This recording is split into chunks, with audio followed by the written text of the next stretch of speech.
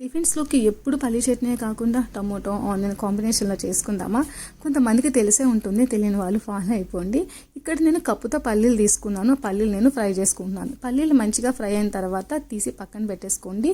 వీటికి పొట్టేమి తీయాల్సిన అవసరం లేదండి, అలాగే చేసేసుకోవచ్చు.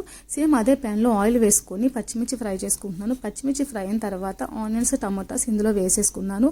ఒకసారి ఇది కలుపుకున్న తర్వాత ఇందులో నేను కొత్తిమీర వేసుకున్నానండి. కొత్తిమీర మీ దగ్గర ఉంటే వేసుకుని, లేదంటే లేదు.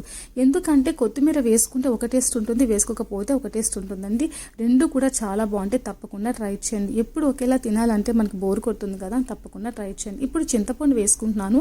చింతపండు కూడా మీరు చూసుకొని వేసుకోండి, ఎందుకంటే టిఫిన్స్లోకి చట్నీ పుల్లగా ఉంటే బాగోదు. ఇది కొంచెం సేపు ఫ్రై అయిన తర్వాత ఇందులో వెల్లుల్లి జీలకర్ర కూడా వేసుకొని మంచిగా ఫ్రై చేసుకోండి. అంతేనండి, పక్కన పెట్టండి. అది కూల్గా అయిన తర్వాత మిక్సీ పట్టేసుకోండి. ఇంకా ఏముంది, మనం రెగ్యులర్గా పెట్టుకునే తాలింపు పెట్టుకుంటే సరిపోతుంది. మన చట్నీ రెడీ అయిపోయిందండి. చాలా అంటే చాలా టేస్టీగా ఉంటుంది. తప్పకుండా ట్రై చేయండి. బాయ్.